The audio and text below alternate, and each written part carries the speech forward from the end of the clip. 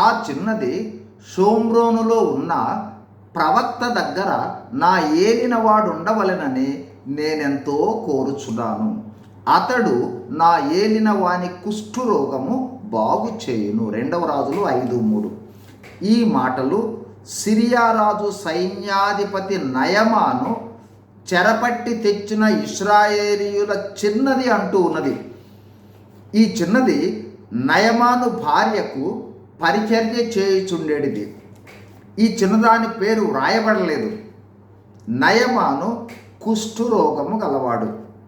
ఈ విషయం గ్రహించిన ఈ చిన్నది తన యజమానురాలుతో అంటూ ఉంది, షోమ్రోనులో ఉన్న ప్రవక్త అయిన ఎలీషా దగ్గర నా యజమానుడు ఉండాలని నేనెంతో కోరుచున్నాను.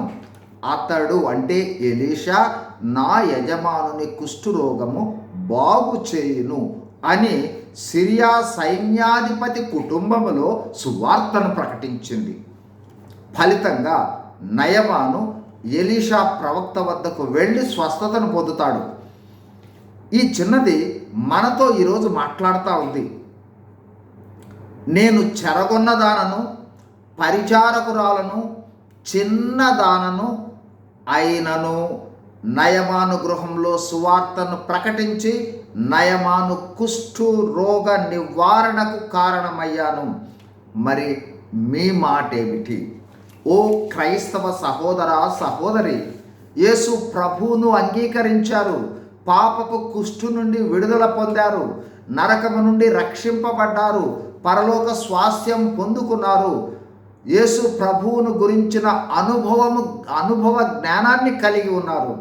మరి ఏ విధంగా నేను ఎలీషా ప్రవక్తను గురించి తెలిసిన నేను ఆ సమాచారాన్ని ప్రకటించానో ఆ రీతిగా యేసు ప్రభువును ఎరిగిన మీరు యేసు ప్రభువును ప్రకటిస్తూ ఉన్నారా?